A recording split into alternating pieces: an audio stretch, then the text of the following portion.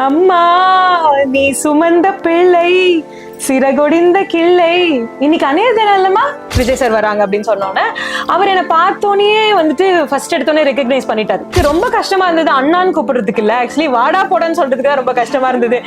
டே பதில சொல்றேன் அந்த இதெல்லாம் சொல்றப்ப டேலாம் நான் சொல்லணுமா ஐயோ அப்படின்ற மாதிரி இருந்தது எனக்கு. ஐயோ அவரே போய் டே சொல்லணுமான்னு. விஜய் சார் இந்த பக்கம், சூர்யா சார் இந்த பக்கம், அண்ட் வசந்த் சார் பக்கத்துல அப்படின்னு சொல்லிட்டு டைரக்டர் சார் அவங்க எல்லாருமே சேர்ந்து நடு ரோட்ல ஷூட் முடிஞ்சதுக்கு அப்புறம் வந்து கேக் கட் பண்ணி சுஷா மேம் அண்ட் விஜய் எல்லாருமே சேர்ந்து நாங்க அந்த 5 பேருமே அங்க இருந்தோம். கலைஞர் ஐயா அவர்கள் கிட்ட இருந்தும் அவார்ட் வாங்கியிருக்கேன், ரஜினி சார் கிட்ட இருந்து அவார்ட் வாங்கினேன், சிவாஜி சார் கிட்ட இருந்து அவார்ட் வாங்கினேன். இப்போ நல்ல பிசினஸ்குள்ள இறங்கிட்டீங்க. ஆனா அதுக்கு முன்னாடி உங்களுக்கு தெரிஞ்சது வந்து விஜயோட தங்கச்சியா தான் வந்து எல்லாருக்குமே தெரியும். சோ நீங்க சினிமா விட்டு விலகு காரணம் என்ன மேம்? விலகெல்லாம் இல்லையே, நான் விலகினு யாரு சொன்னா? எனக்கு சினிமா எப்பவும் பிடிக்கும்.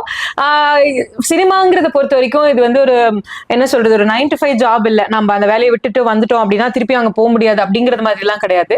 நான் விலகவும் இல்லை. இட்ஸ் ஜஸ்ட் எனக்கு இப்ப நான் எனக்கு ஒரு பிரேக் தேவைன்னு தோணுச்சு. எனக்கு ஏத்த மாதிரியான ரோல்ஸ், எனக்கு வேணும்னு தோணுற ரோல்ஸ் எப்போ வருதோ ஆர் என்னால எப்போ பண்ண முடியுமோ, நான் ஃப்ரீயா இருக்கேன் அந்த டைம்லயும் எனக்கு அந்த ரோலும் பிடிச்சிருக்கு அப்படிங்கிற பட்சத்துல I will definitely get back to cinema. எனக்கு சினிமா எப்பவும் எனக்கு விட்டு போறதுக்கு எனக்கும் மனசு வராது, சினிமா என்னையும் விடாதுங்கிற நம்பிக்கை எனக்கு இருக்கு. Okay ma'am, super ma'am.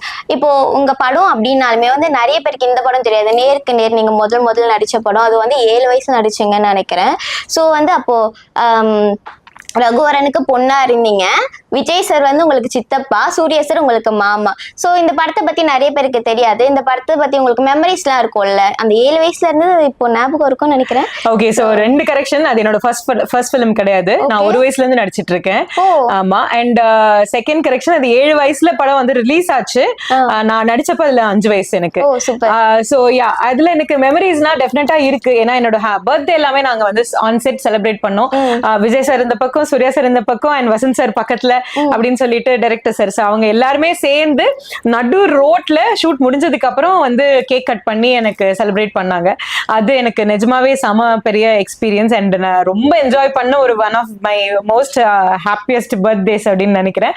And also அந்த ஃபிலிம்னால எனக்கு இன்க்ளூடிங் ஸ்டேட் அவார்ட் எனக்கு 13 அவார்ட்ஸ் கிடைச்சது as best child actress of the year. So அதனால அதுவும் என்னால கண்டிப்பா மறக்க முடியாது. எல்லா அவார்ட் வாங்க போறப்போ அழகா நான் ஜாலியா புது ட்ரெஸ் போட்டுட்டு ரெடி ஆயிட்டு அண்ட் ஒவ்வொரு பெரிய பெரிய ஆக்டர் கிட்ட, கலைஞர் ஐயா அவர்கள் கிட்ட இருந்தும் அவார்ட் வாங்கியிருக்கேன், ரஜினி சார் கிட்ட இருந்து அவார்ட் வாங்கினேன், சிவாஜி சார் கிட்ட இருந்து அவார்ட் வாங்கினேன். ஸோ அந்த படத்தினால எனக்கு இவ்வளவு பெனிஃபிட்ஸ் கிடைச்சதுனால அஃப்கோர்ஸ் என்னால மறக்க முடியாது. ஓகே மேம், இந்த நேருக்கு நேர் படத்தோட வாய்ப்பு எப்படி கிடைச்சது?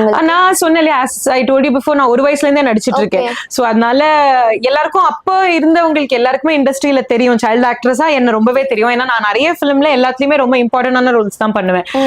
சோ அப்படி இருக்க பட்சத்துல இந்த பிலிம் அதுக்கு முன்னாடி வந்துட்டு நான் 20 படம் பண்ணியிருந்தேன். சோ 20 படத்துல வந்துட்டு அதுல நான் பெரிய ரோல் இருந்தது. பட் ஆனா அது நிறைய கட் ஆயிடுச்சு பிலிம் ரிலீஸ் ஆகிறப்போ. சோ மணிரத்னம் சாருக்கு என்னோட ஆக்டிங் ரொம்ப பிடிக்கும். அவர் எனக்கு சாக்லேட் எல்லாம் வாங்கி கொடுத்து என்ன செலிப்ரேட் பண்ணிருக்காரு ஆன் செட், நீ நல்லா நடிக்கிற அப்படிங்கிற மாதிரி எல்லாம்.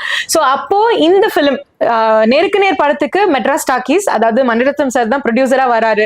சோ அவர் பண்றாங்க அப்படின்னு சொல்றப்போ, சோ அப்ப நேருக்கு நேருக்கு இந்த கிட் மாதிரி ஒண்ணு வேணும் அப்படின்னு சொன்னோன்னே அவங்க சைட்ல இருந்து ஃப்ரம் மெட்ராஸ் டாக்கீஸ் எனக்கு சஜஸ்ட் பண்ணி எனக்கு இந்த ரோல் வந்து நேருக்கு நேர்ல வந்தது. சோ யா, இப்ப நீங்க சொன்னீங்களே சாக்லேட் எல்லாம் வாங்கி கொடுப்பாங்கன்னு. இப்ப நேருக்கு நேர் படத்துல கூட வந்து ஒரு கிட் இருந்தாலுமே, ஷூட்டிங் ஸ்பாட்ல ஒரு கிட் இருந்தாலுமே அவங்களுக்கு சாக்லேட் வாங்கி கொடுக்கறது, ஐஸ்கிரீம் வாங்கி கொடுக்கறது, தூக்கி வச்சுக்கிறது, இதெல்லாம் வந்து ஜென்ரலா நடக்கும்ல.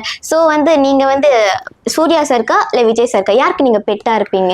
அங்க நான் எல்லா ஹோல் செட்டுக்குமே நான் பெட்டு தான். பட் ஆனா விஜய் சார் இன்னுமே வந்து அதுல ஃப்ரீயா இருந்தாரு. ஏன்னா சூர்யா சாருக்கு அது ஃபர்ஸ்ட் பிலிம்.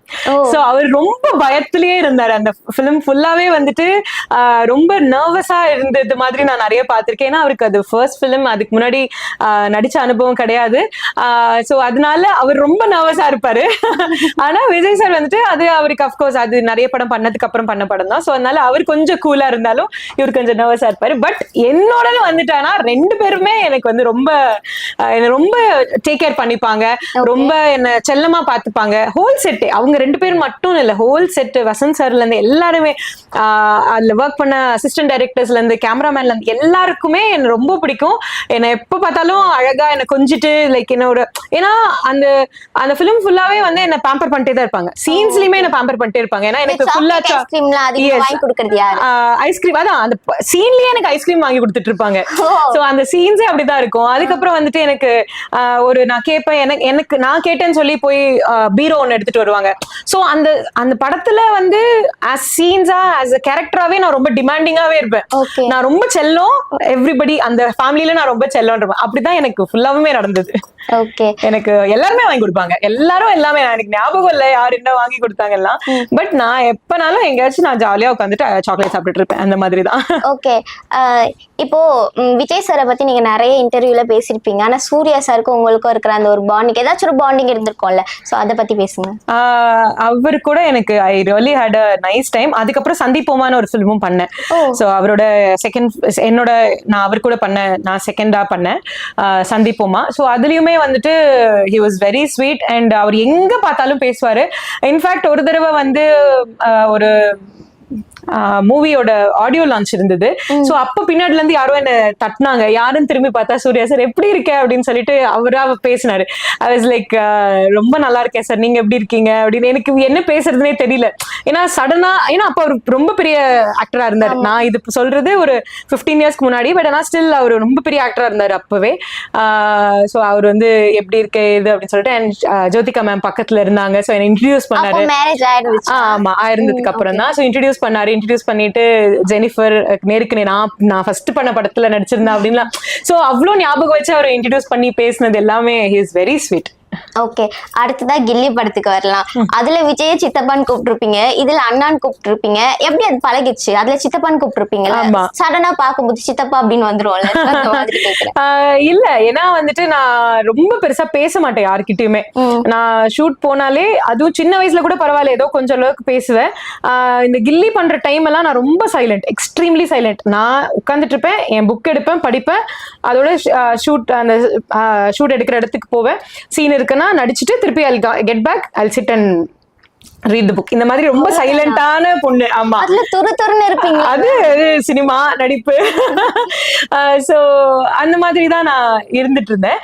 சடனா பட் ஆனா ஒரு நாள் ஷூட், அதுக்கு முன்னாடி நிறைய நாள் ஷூட் பண்ணியாச்சு. அதுக்கப்புறம் வந்து விஜய் சார் வராங்க அப்படின்னு சொன்னோன்னே அவர் என்னை பார்த்தோன்னே வந்துட்டு ஃபர்ஸ்ட் எடுத்தோடனே ரெகக்னைஸ் பண்ணிட்டாரு.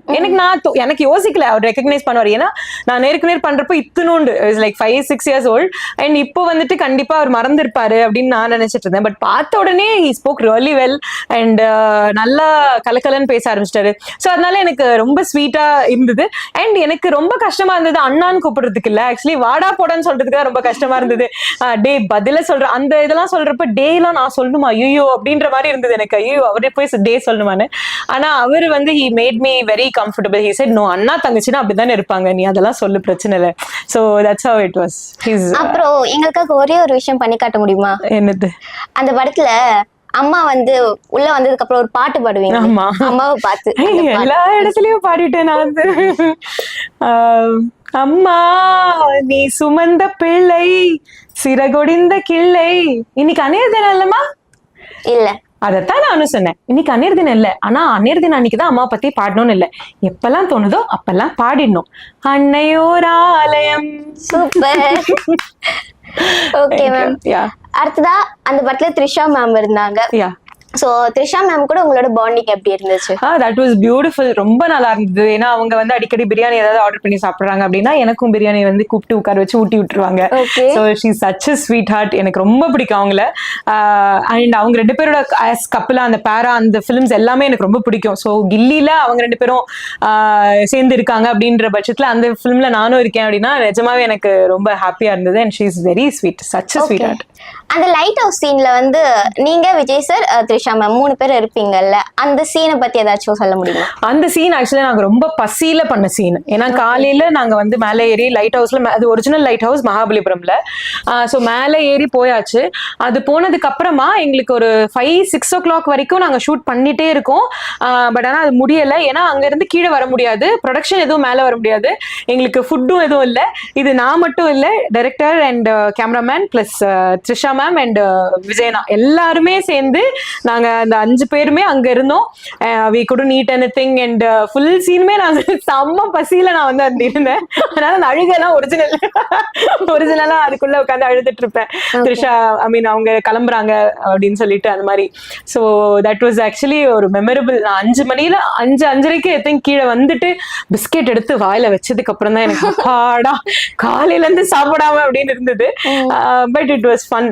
இப்ப நினைச்சு பாக்குறப்போ ரொம்ப ஹாப்பியா இருக்கு. இந்த மாதிரி எல்லாம் we made film அப்படின்னு. இந்த படத்துல உங்களுக்கு இருந்த ஃபன்னியான ஒரு மூமெண்ட்னா இதுதான் சொல்வீங்களா? ஃபன்னியா நிறைய நடந்திருக்கு. ஸோ விஜய் சாருக்கு இருக்கிறது சொல்லுங்க. அது வந்துட்டு நிறைய இருக்கு. ஏன்னா வந்துட்டு அவருமே ஆக்சுவலி ரொம்ப என்ன சொல்றது ரொம்ப நிறைய பேசுற டைப் கிடையாது. ரொம்ப சைலண்டா இருப்பாரு.